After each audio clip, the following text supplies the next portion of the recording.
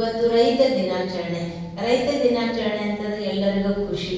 ಯಾಕಂತಂದ್ರೆ ಈ ಭೂಮಿಗೆ ಹೇಳಲಾಗ್ತದೆ, ಚಂದನ ಹೈ ಇಸ್ ದೇಶ್ ಕಿ ಧರತಿ, ತಪೋಭೂಮಿ ಹರ ಗ್ರಾಮ ಹೈ, ಹರ ಬಾಲಾ ದೇವಿ ಕಿ ಪ್ರತಿಮಾ, ಬಚ್ಚ ಬಚ್ಚ ರಾಮ ಹೈ ಅಂತ.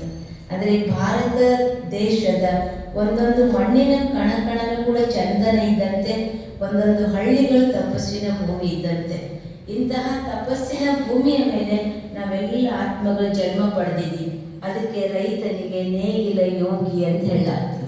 ನಮಗೆಲ್ಲ ಎಷ್ಟು ಖುಷಿ ಆಗ್ತದೆ. ಇಲ್ಲಿ ಕೂತ್ಕೊಂಡಿರುವಂಥವ್ರು ನೇಗಿಲು ಹಿಡಿದಿರ್ಲಿಕ್ಕಿಲ್ಲ, ಕೆಲವರು ಇಲ್ಲಿ ಕೂತ್ಕೊಂಡಿರುವಂಥವ್ರಿಗೆ ಹೊಲ ಮನೆ ಗೊತ್ತಿರ್ಲಿಕ್ಕಿಲ್ಲ. ಆದರೆ ನಮ್ಮ ತಂದೆ, ನಮ್ಮ ಅಜ್ಜ, ನಮ್ಮ ಮುತ್ತಜ್ಜ ಎಲ್ಲರೂ ಮಾಡಿರೋದು ಏನು ಅಂತಂದ್ರೆ ಈ ಭೂಮಿಯ ಮೇಲೆ ಈ ಮಣ್ಣಿಗಾಗಿ ದುಡಿದಿದ್ದಾರೆ. ನಾವಿವತ್ತು ಇಲ್ಲಿ ಕೂತ್ಕೊಂಡಿದ್ದೀವಿ ಅಂತಂದ್ರೆ ನಮಗಾಗಿ ಅವರೆಲ್ಲ ಅಷ್ಟು ಮಾಡಿ ದುಡಿದು ಕಲಿಸಿದ್ದಾರೆ, ನಮ್ಮನ್ನು ಬೆಳೆಸಿದ್ದಾರೆ, ನಮ್ಮ ಉಳಿಸಿದ್ದಾರೆ ಅಂತ ತಿಳ್ಕೊಂಡು ನಾವು ಈ ಭೂಮಿ ಮೇಲೆ ಬಂದೀವಿ. ಅದಕ್ಕೆ ರೈತ ದಿನಾಚರಣೆ ಅಂತಂದ್ರೆ ರೈತರಿಗೆ ಗೌರವಿಸುವ ದಿನ, ರೈತರಿಗೆ ಸನ್ಮಾನಿಸುವ ದಿನ, ರೈತರಿಗೆ ಕೃತಜ್ಞತೆ ಸಲ್ಲಿಸುವಂತಹ ದಿನ. ಯಾಕಂದ್ರೆ ರೈತರಿಗೆ ಅನ್ನದಾತ, ಪ್ರಾಣದಾತ ಅಂತ ಹೇಳ್ತೀವಿ. ಎಲ್ಲರಿಗೂ ಅನ್ನ ಕೊಡುವಂಥವನು.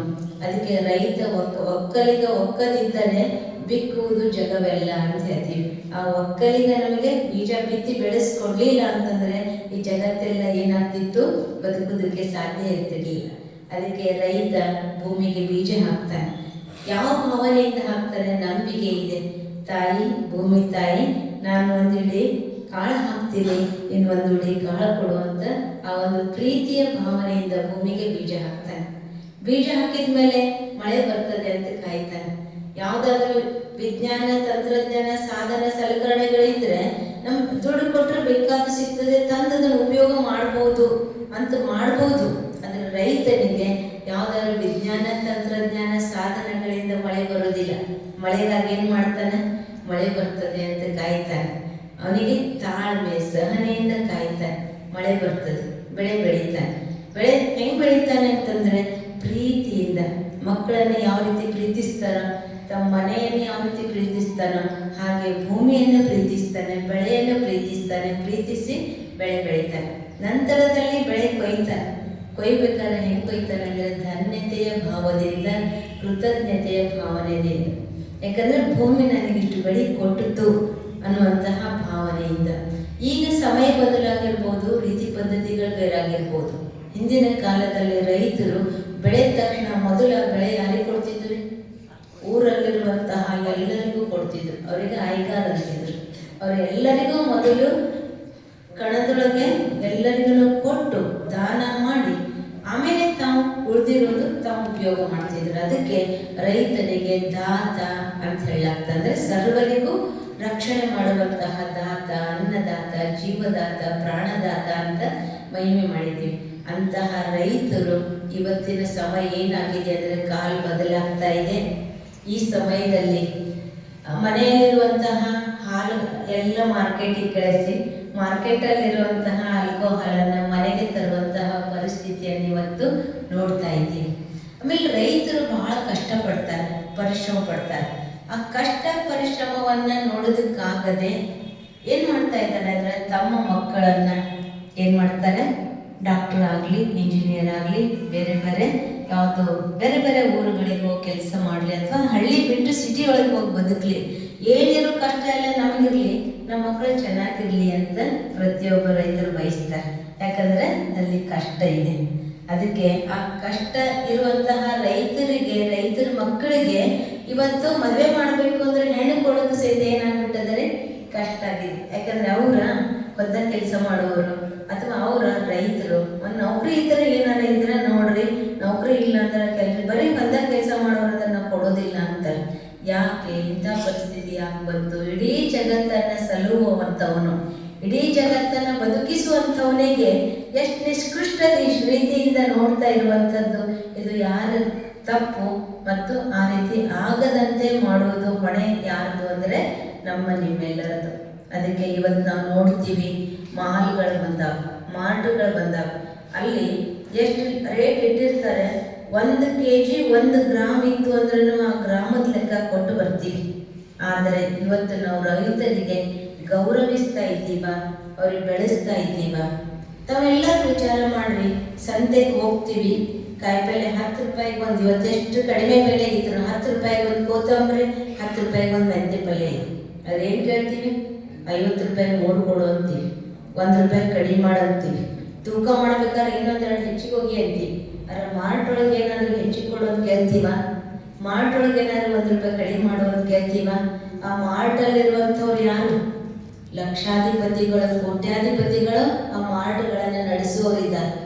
ಅವರಿಗೆ ನಾವು ಬೇಕಾದಷ್ಟು ತುಂಬ್ತೀವಿ.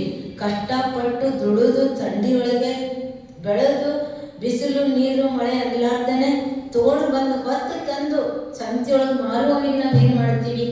ಅಂದಮೇಲೆ ಎಷ್ಟು ಬೆಲೆ ಕೊಡ್ತಾ ಇದ್ದೀವಿ ರೈತರಿಗೆ? ವಿಚಾರ ಮಾಡಿ, ಮನಸ್ಸಿನಿಂದ ವಿಚಾರ ಮಾಡಿ. ನನ್ನ ಹಿಡ್ಕೊಂಡೇ ಹೇಳ್ತೀನಿ, ಬದನೆಕಾಯಿ 50 ರೂಪಾಯಿ ಇತ್ತು ಅಂದ್ರೆ 40 ರೂಪಾಯಿ ಕೊಟ್ಟರೆ ತಗೋತೀವಿ, 10 ಕಿಲೋ ತಗೋತೀವಿ, 40 ರೂಪಾಯಿ ಅಂದ್ರೆ ಕೊಡೋತೀವಿ. ಆದರೆ ಇದನ್ನ ಅರ್ಥ ಮಾಡಿಕೊಂಡು ನಾವೆಲ್ಲರೂ ಏನು ಮಾಡೋದು ಅಂದರೆ ಅವರಿಗೆ ನಾವು ಬೆಲೆಯನ್ನು ಕೊಡಬೇಕು. ಅವ್ರು ತಂದಿರುವಂತಹ ಮಾಲಿಗೆ ನಾವು ಬೆಲೆಯನ್ನು ಕೊಡಬೇಕು. ಇವತ್ತು ನಾವು ದೃಢ ಸಂಕಲ್ಪ ಮಾಡೋಣ. ಅವ್ರು ಎಷ್ಟು ಹೇಳ್ತಾರಲ್ಲ ಅಷ್ಟಕ್ಕೆ ತೊಗೊಂಡು ಬಂದೀವಿ ಅಂತಂದರೆ ಆ ರೈತ ಏನು ಮಾಡ್ತಾನೆ? ಖುಷಿಯಿಂದ ಕೊಡ್ತಾನೆ, ಮ್ಯಾಲೆ ಮತ್ತು ಒಂದು ಹಿಡಿ ಹೆಚ್ಚಿಗೆ ಹಾಕ್ತಾನೆ. ನೀವು ವಿಚಾರ ಮಾಡಿ ನೋಡ್ರಿ. ಅವ್ರು ಹೇಳಿದಷ್ಟೇ ತೊಗೊಂಡಿವಿ ಅಂತ ಆಯ್ತವ, ನೀ ಮರವರ ಅನ್ಬೇಡ, ನೀ ಎಷ್ಟು ಹೇಳ್ತೀಯಲ್ಲ ಅಷ್ಟೇ ಕೊಡ್ತೀನಿ, ಕೊಡುವ ಕೂಡಲೇ ಏನು ಮಾಡ್ತಾಳೆ? ಮತ್ತು ಒಂದು ಹಿಡಿ ತಗೋರಿ ಅಂತ ಕೊಡ್ತಾಳೆ. ಅದಕ್ಕೆ ರೈತರು ಅಂತಂದರೆ ಜಗತ್ತನ್ನು ಸಲ್ಲುವವರು. ಯಾರ್ದಾದ್ರೂ ವ್ಯಾಪಾರಿಗಳ ಕಡೆ ಹೋದರೆ 1 ಕಿಲೋ 1 ಗ್ರಾಮ್ 100 ಗ್ರಾಮ್ ಹೆಚ್ಚಿಗೆ ಹಾಕಿದೆ ಅಂದರೆ ಯಾರೂ ಹಾಕೋದಿಲ್ಲ.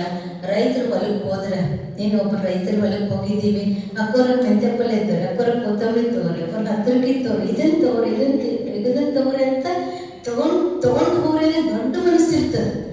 ಅದಕ್ಕೆ ಅವ್ರಿಗೆ ಬೆಳೆ ಈ ವರ್ಷ ಬರ್ಬೋದು, ಈ ವರ್ಷ ಬರಲಿಕ್ಕಿಲ್ಲ, ಮುಂದಿನ ವರ್ಷ ಆದರೂ ಬರ್ತದಲ್ಲ, ಮುಂದಿನ ವರ್ಷ ಆದರೂ ತಾಯಿ ಭೂಮಿ ತಾಯಿ ಕೈ ಹಿಡಿತಾಳಲ್ಲ ಅಂತ ಅನ್ನೋದವರಿಗೆ ಒಂದು ಭರವಸೆ ಇರ್ತದೆ. ಅದಕ್ಕೆ ಆ ರೈತರು ಇವತ್ತು ಉಳಿಬೇಕು, ಬೆಳಿಬೇಕು. ಆಮೇಲೆ ರೈತರನ್ನು ಪ್ರೀತಿಸಬೇಕು.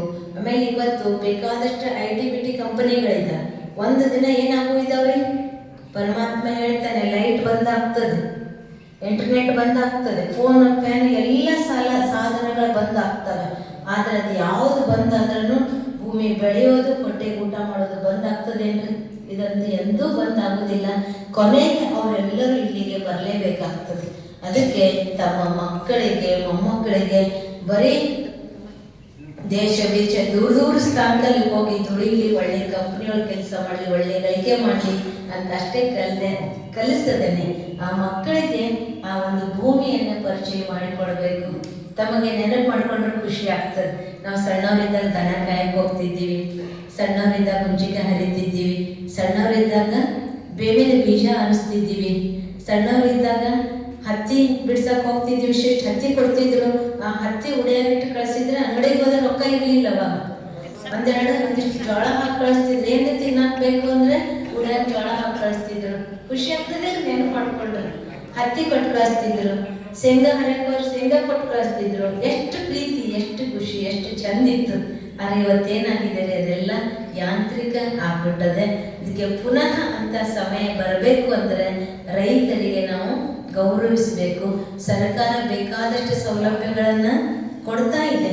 ಆದರೂ ಕೂಡ ಆ ಒಂದು ಬಲದ ಜೊತೆಗೆ ಆರ್ಥಿಕ ಬಲ, ಸಾಧನಗಳ ಬಲ, ಆ ಎಲ್ಲ ಬಲದ ಜೊತೆಗೆ ಯಾವುದು ಕೃಷಿಯೊಳಗೆ ಯೋಗ ಅನ್ನುವಂಥದ್ದು ಬೆರೆತುಕೊಳ್ಬೇಕು.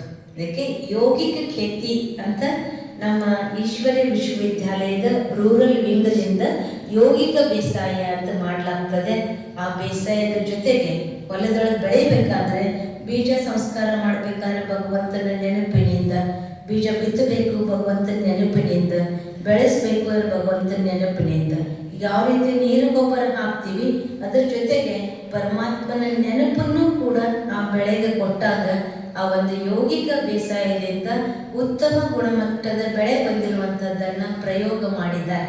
ಎಷ್ಟೋ ಈ ಒಂದು ತೋಟಗಾರಿಕೆ ಯೂನಿವರ್ಸಿಟಿಯವರು, ಅಗ್ರಿಕಲ್ಚರ್ ಯೂನಿವರ್ಸಿಟಿಯಿಂದ ಆ ಒಂದು ವಿಧಿಯನ್ನು, ಯಾವುದು ಪರಮಾತ್ಮನ ನೆನಪಿನಿಂದ ಬೆಳೆಯನ್ನು ಹೇಗೆ ಬೆಳೆಯಬೇಕು ಅನ್ನುವಂಥ ವಿಧಿಯನ್ನು ತಮ್ಮ ಯೂನಿವರ್ಸಿಟಿಗಳಲ್ಲಿ ಪ್ರಾಯೋಗಿಕವಾಗಿ ಮಾಡಿದ್ದಾರೆ. ಅದರಲ್ಲಿ ಸಫಲತೆಯನ್ನು ಕಂಡಿದ್ದಾರೆ. ಅದಕ್ಕೆ ಈಗ ನಾವು ಇವತ್ತು ರಾಸಾಯನಿಕದಿಂದ ಮುಕ್ತ ಆಗಿರುವಂತಹ ಪರಮಾತ್ಮನ ನೆನಪಿನಿಂದ ಬೆಳೆಯುವಂತಹ ಯೋಗಿಕ ಬೆಳೆಯುವುದಕ್ಕಾಗಿ ತಿಳ್ಕೊಂಡಿರೋದನ್ನು ಅನ್ಯರಿಗೂ ತಿಳಿಸೋಣ. ಅದನ್ನು ಹೆಚ್ಚು ಹೆಚ್ಚು ಉಳಿಸಿ ಬೆಳೆಸೋದಕ್ಕಾಗಿ ನಾವು ಪ್ರಯತ್ನ ಮಾಡೋಣ.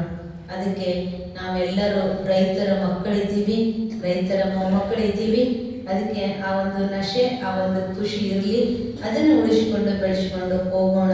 ಅದಕ್ಕೆ ರೈತರು ಈ ಮನೆ ಪ್ರತಿಯೊಂದು ಬೆಳಗಿನ ಕಾರ್ಯ ಪ್ರಾರಂಭ ಮಾಡಬೇಕು ಅಂತಂದರೆ ಹಾಡು ಹೇಳ್ಕೊಂತಾನೆ ಪ್ರಾರಂಭ ಮಾಡ್ತಿದ್ರು. ನಾವು ಸಣ್ಣವರಿದ್ದಾಗ ನೆನಪಿದೆ. ಈಗ ಮನೆಯೊಳಗಡೆ ಶಾವಿಗೆ ಮಾಡೋದಕ್ಕಂತ ಗೋಧಿ ಬೀಸೋದಕ್ಕೆ ನಸಕ್ನಾಗೆ ಚಾಲು ಮಾಡ್ತಿದ್ರು. ಆ ಮನೆ ಹಿಂದ್ಗಡೆ ಊರ್ ಮುಂದೆ ತೋಟ ಇರ್ತದಲ್ಲ, ತೋಟದೊಳಗೆ ಮಟ್ಟಿ ಕೊಡೋರು ಹಾಡ ಹಾಡ್ಕೊಂತ ಚಾಲು ಮಾಡ್ತಿದ್ರು. ಎಷ್ಟು ಆ ಕಡೆನೂ ಹಾಡ ಈ ಕಡೆನೂ ಹಾಡ. ಆ ಹಾಡು ಎಂಥದಿರ್ತಿತ್ತು ಅಂತಂದ್ರೆ, ನಾವು ಬೆಳಗಾಗಿ ಎದ್ರೆ ನಿನ್ನ ನೆನಕೊಂತ ನೆನಪು ಮಾಡ್ತೀನಿ ಅಂತ. ಅದಕ್ಕೆ ಒಂದು ಲೈನ್ ಹೇಳಿ ನನ್ನ ಮಾತನ್ನು ಮುಗಿಸ್ತೀನಿ. ಬೆಳಗಾಗಿ ನಾನೆದ್ದು ಯಾರನ್ನ ನೆನೆಯಾಲಿ, ಎಳ್ಳು ಜೀರಿಗೆ ಬೆಳೆವಂತ, ಎಳ್ಳು ಜೀರಿಗೆ ಬೆಳೆವಂತ ಭೂತಾಯ್ನ ಎತ್ತೊಂದ ಗಳಿಗೆ ನೆನದೇನ. ಈ ರೀತಿ ಬೆಳಿಗ್ಗೆ ಭಾಳ ಚಂದ ಹಾಡ ಹಾಡ್ತಿದ್ರು. ಆಮೇಲೆ ನಮ್ಮ ಹಾಡ ಹಾಡ್ತಿದ್ರಲ್ಲ, ತೊಡೆ ಮೇಲೆ ಮಲಗಿಸ್ಕೊಂಡು ಹಾಡ್ತಿದ್ರು, ಬೀಸ್ತಿದ್ರು. ಬೀಸೋದು ಹೆಂಗಂತ ತೊಡೆ ಮೇಲೆ ಮಲಗಿಸ್ಕೊಂಡು ನನ್ನ ಹೆಸರು ಹೇಳವ, ನನ್ನ ಹೆಸರು ಹೇಳವ. ಆ ಹಾಡೊಳಗೆ ನಮ್ಮ ಹೆಸರು ತಗೋತಿದ್ರು ಅಂದರೆ ಅಷ್ಟು ಖುಷಿ. ಆ ರೀತಿ ನಾವು ಈ ಒಂದು ಭೂಮಿ ಮೇಲೆ ಹುಟ್ಟಿದ್ದೀವಿ, ಬೆಳೆದಿದ್ದೀವಿ. ಅದನ್ನು ಉಳಿಸ್ಕೊಂಡು ಬೆಳೆಸ್ಕೊಂಡು ಹೋಗೋಣ. ಇದಕ್ಕೆ ಬರೀ ತಮ್ಮ ಮಕ್ಕಳು ಆರಾಮಿರಲಿ ಅಂತಲ್ಲ, ಸ್ವಲ್ಪ ಹೊಲನೂ ನೋಡಲಿ, ಮನೆಯೂ ನೋಡಲಿ, ಅದನ್ನು ಅವ್ರಿಗೆ ಪರಿಚಯಿಸುವಂತಹ ಕರ್ತವ್ಯ ತಮ್ಮದು.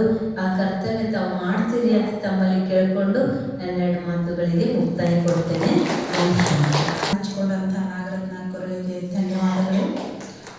ಮುಂದಿನದಾಗಿ ಈ ಒಂದು ಕಾರ್ಯಕ್ರಮದಲ್ಲಿ ಅತಿಥಿಗಳಾಗಿ ಆಗಮಿಸಿರುವಂತಹ ಶ್ರೀ ಶ್ರೀಶೈಲ್ ಬಿ ಕಂಕನಿ, ನಿರ್ದೇಶಕರು, ಆಹಾರ ನಾಗರಿಕ ಸರಬರಾಜು ಹಾಗೂ ಗ್ರಾಹಕರ ವ್ಯವಹಾರಗಳ ಇಲಾಖೆ, ಬಾಗಲಕೋಟ್ ಇವರಿದ್ದಾರೆ.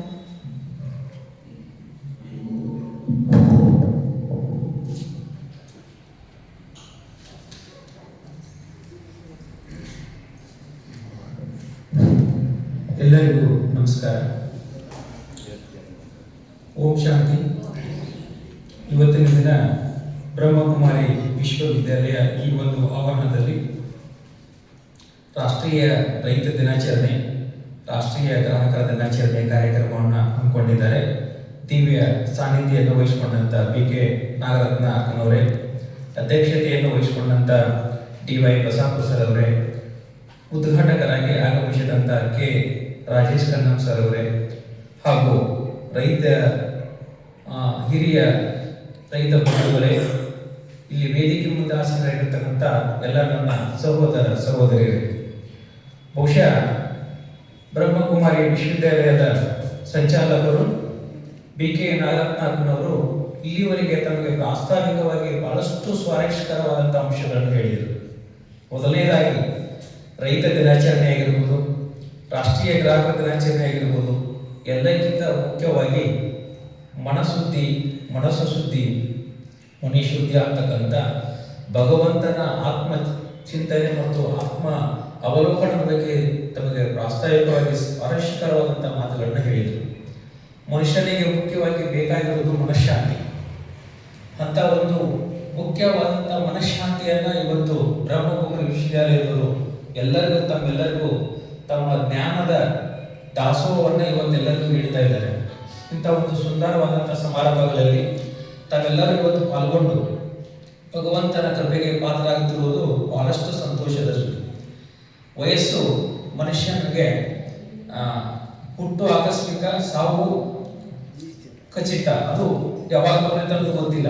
ಬಟ್ ಆದರೆ ಬಂದು ಹೋಗುವ ಈ ಮಧ್ಯದಲ್ಲಿ ನಾವು ಸುಂದರವಾದಂಥ ಬದುಕನ್ನು ಕಾಣಬೇಕಾಗಿತ್ತಂದ್ರೆ ಆಧ್ಯಾತ್ಮಿಕ ಚಿಂತನೆ ಕಡೆಗೆ ನಾವೆಲ್ಲರೂ ವಾಲಬೇಕಾಗ್ತದೆ. ಅಂದ್ರೆ ಮನುಷ್ಯನ ಮನಸ್ಸನ್ನ ಪರಿಶುದ್ಧಗೊಳಿಸುವುದು ಯಾವಪ್ಪ ಒಂದೇ ಶಕ್ತಿ ಅಂದ್ರೆ ಅದು ಆಧ್ಯಾತ್ಮ ಶಕ್ತಿ. ಇಂಥ ಒಂದು ಆಧ್ಯಾತ್ಮ ಶಕ್ತಿ ಕಾರ್ಯಕ್ರಮದಲ್ಲಿ ತಾವೆಲ್ಲರೂ ಪಾಲ್ಗೊಂಡಿದ್ರಿ. ಬಹಳಷ್ಟು ವಿಚಾರಗಳನ್ನು ಇಲ್ಲಿ ತಾವು ಪ್ರತಿದಿನ ಪಡ್ಕೊಳ್ತಾ ಇರೋದು ನಮಗೆಲ್ಲರಿಗೂ ಬಹಳಷ್ಟು ಸಂತೋಷ. ಮೊದಲನೇದಾಗಿ ನಾನು ರೈತ ದಿನಾಚರಣೆ ಬಗ್ಗೆ ಒಂದೆರಡು ಮಾತನ್ನ ಹೇಳಬೇಕಾಗ್ತದೆ. ಈ ದೇಶದ ಬೆನ್ನೆಲುಬು, ದೇಶದಲ್ಲಿ 70%ಕ್ಕಿಂತ ಹೆಚ್ಚು ಜನ ಏನಪ್ಪಾ ಅಂತಂದ್ರೆ ಕೃಷಿ ಕುಟುಂಬವನ್ನು ಅವಲಂಬಿಸಿ ಬದುಕಿದವರು. ನಾವು ನೀವೆಲ್ಲರೂ ಕೃಷಿ ಕುಟುಂಬದಿಂದ ಬಂದವರು. ಇತ್ತೀಚೆಗೆ ನಾವೆಲ್ಲ ನೌಕರಿ ಪಡೆದಿರ್ಬೋದು, ಉದ್ಯೋಗ ಮಾಡ್ತಿರ್ಬೇಕು. ಬಟ್ ಆದ್ರೆ ನಮ್ಮ ಮೂಲ ಹುಡ್ಕೋತ ಹೋದ್ರೆ ಅಕ್ಕನವ್ರು ಹೇಳಿದಿಲ್ಲ, ನಮ್ಮ ತಂದೆ ಆಗಿರ್ಬೋದು, ನಮ್ಮ ಅಜ್ಜನವರಾಗಿರ್ಬೋದು, ಮುತ್ತಜ್ಜನವರಾಗಿರ್ಬೋದು, ಇವರೆಲ್ಲರೂ ಏನಪ್ಪಾ ಅಂತಂದ್ರೆ ಕೃಷಿ ಕುಟುಂಬದಿಂದ ಬಂದು ನಮಗೆ ಬಹಳಷ್ಟು ಸಂಸ್ಕಾರವನ್ನು ನೀಡಿರ್ತಕ್ಕಂಥ ಕುಟುಂಬಗಳು. ಭಾರತ ದೇಶದಲ್ಲಿ 70% ಜನ ಕೃಷಿಯನ್ನ ಅವಲಂಬಿಸಿ ಕೆಲಸ ಮಾಡ್ತಕ್ಕಂಥ ವ್ಯವಸ್ಥೆ. ಇಂಥ ಒಂದು ವ್ಯವಸ್ಥೆಯಲ್ಲಿ ನಾವೆಲ್ಲ ಬದುಕ್ತಿರುವಾಗ ಇವತ್ತು ರೈತನ ಪರಿಸ್ಥಿತಿ ಏನಿದೆ, ಆತನ ಸಮಸ್ಯೆಗಳೇನು, ಆ ಸಮಸ್ಯೆಗೆ ನಾವು ಏನು ಪರಿಹಾರ ಕೊಡ್ಬೇಕಂತಕ್ಕಂಥದ್ದನ್ನು ಪ್ರತಿಯೊಬ್ಬರನ್ನು ಆಲೋಚನೆ ಮಾಡಬೇಕು. ಯಾಕಂತಂದ್ರೆ ಇವತ್ತ ಎಲ್ಲರೂ ಸ್ಟ್ರೈಕ್ ಮಾಡ್ಬೋದು, ಲಾರಿ ಸ್ಟ್ರೈಕ್ ಮಾಡ್ಬೋದು, ಡಾಕ್ಟರ್ ಸ್ಟ್ರೈಕ್ ಮಾಡ್ಬೋದು, IT-BT ಕಂಪ್ನಿಯವ್ರು ಸ್ಟ್ರೈಕ್ ಮಾಡ್ಬೋದು. ಬಟ್ ರೈತ ಎಲ್ಲರೇ ಒಂದು ದಿನ ಸ್ಟ್ರೈಕ್ ಮಾಡಿದ್ರೆ ಎಲ್ಲರೂ ಉಪವಾಸ ಬೀಳಬೇಕಾಗ್ತದೆ. ಇಂಥ ಉಪವಾಸ ಬೀಳ್ತಕ್ಕಂಥ ವ್ಯಕ್ತಿನ ನಾವು ಹೆಂಗ್ ಗೌರವಿಸಬೇಕು ಅಂತಕ್ಕಂಥದ್ದನ್ನ ನಾವು ರೈತ ದಿನಾಚರಣೆಯ ಮೂಲಕ ರೈತರಿಗೆ ಗೌರವ ಕೊಡುವುದರ ಮೂಲಕ ನಾವೆಲ್ಲರೂ ಅರ್ಥಕೊಳ್ಬೇಕಾಗ್ತದೆ. ಯಾಕಂತಂದ್ರೆ ರೈತರಿಗೆ ಯೋಗ್ಯ ದರದಲ್ಲಿ ಬೀಜಗಳು ಸಿಗಬೇಕು, ರೈತರಿಗೆ ಸಮರ್ಪಕವಾದಂಥ ನೀರಾವರಿ ವ್ಯವಸ್ಥೆ ಆಗಬೇಕು, ರೈತರಿಗೆ ಸರ್ಕಾರದಿಂದ ಸರ್ತಕ್ಕಂಥ ಸೌಲಭ್ಯಗಳು ಸರಿಯಾಗಿ ದೊರಕಿಸಬೇಕು. ಇದರಿಂದ ರೈತನ ಆರ್ಥಿಕ ಅಭಿವೃದ್ಧಿ ಹೆಚ್ಚಿಸಬೇಕು. ಇಂಡೈರೆಕ್ಟ್ ಆಗಿ ಸರ್ಕಾರದ ಯೋಜನೆಗಳು ಸಹಿತ ಸಮರ್ಪಕವಾಗಿ ಮುಟ್ಟಿದ್ರೆ ಮಾತ್ರ ರೈತನ ಬದುಕು ಹೊಸನಾಗಕ್ಕೆ ಸಾಧ್ಯ ಇದೆ. ಅಂತ ಒಂದು ರೈತರಿಗೆ ಇವತ್ತು ನಾವೆಲ್ಲರೂ ಕೂಡ ಏನ್ ಮಾಡೋಣ ಅಂತಂದ್ರೆ ಗೌರವಪೂರ್ವಕವಾಗಿ ಪೂಜಿಸೋಣ, ನಮಿಸೋಣ, ಆತನಿಗೆ ಆತ್ಮಬಲವನ್ನ ಹೆಚ್ಚಿಸೋಣ ಅಂತಕ್ಕಂಥ ಮಾತನ್ನ ಈ ಸಂದರ್ಭದಲ್ಲಿ ನಾನು ಹೇಳ್ತೀನಿ. ಇನ್ನ ಎರಡನೇದಾಗಿ ನಾವು ಮಾತಾಡಬೇಕಾದ ಏನಪ್ಪಾ ಅಂತಂದ್ರೆ ಗ್ರಾಹಕರ ದಿನಾಚರಣೆ. ಗ್ರಾಹಕರಂದ್ರೆ ಯಾರು? ಗ್ರಾಹಕರಂದ್ರೆ ಯಾರು? ಅವ್ರಿಗೆ ಏನ್ ಅನ್ಯಾಯ ಆಗ್ತದ, ಯಾವಾಗ ಅನ್ಯಾಯ ಆಗ್ತದ, ಅವ್ರು ಎಲ್ಲಿ ಹೋಗ್ಬೇಕು ಅಂತಕ್ಕಂಥದ್ದನ್ನ ಸಂಕ್ಷಿಪ್ತವಾಗಿ ನಾನು ಹೇಳಕ್ ಇಷ್ಟಪಡ್ತೇನೆ. ಪ್ರಥಮವಾಗಿ ಗ್ರಾಹಕರಂದ್ರೆ ಯಾರು? ಕೊಳ್ಳುವವ ಮತ್ತು ಮಾರುವವನ ನಡುವಿನ ಒಂದು ಚಟುವಟಿಕೆ ನಡೆದಿತ್ತಲ್ಲ, ಅದ ಒಂದು ಗ್ರಾಹಕ ವ್ಯವಸ್ಥೆ ಅಂತ ಕರೀತೀವಿ. ಹುಟ್ಟಿನಿಂದ ಸಾಯುವವರೆಗೆ ಪ್ರತಿಯೊಬ್ಬ ವ್ಯಕ್ತಿಯು ಸಹಿತ ಗ್ರಾಹಕನಾಗಿರ್ತಾನೆ. ಅದು ಹೇಗೆ ಅಂತ ತಾವು ಕೇಳ್ಬೋದು. ಮಗು ಇನ್ನು ತಾಯಿ ಗರ್ಭದಲ್ಲಿ ಇರುವಾಗ ಗ್ರಾಹಕ ಆಗಿರ್ತದೆ. ಆ ಮಗುವಿಗೆ ತಾಯಿ ಗರ್ಭದಲ್ಲಿ ಇರುವ ಸಂದರ್ಭದಲ್ಲಿ ಬೇಕಾಗಿರತಕ್ಕಂಥ ಕೆಲವೊಂದು ಔಷಧಗಳಾಗಿರ್ಬೋದು, ಟ್ಯಾಬ್ಲೆಟ್ಸ್ ಆಗಿರ್ಬೋದು, ಕೆಲವೊಂದು ಬೇಕಾದಂತ ಅತ್ಯವಶ್ಯಕವಾದಂತ ಅಂಶಗಳನ್ನ ನಾವು ಏನಪ್ಪಾ ಅಂತಂದ್ರೆ ಗ್ರಾಹಕ ವ್ಯವಸ್ಥೆಯಲ್ಲಿ ಹೇಳ್ಬೋದು. ಮಗು ಫಲಾನುಭವಿ ಆಗ್ತದೆ.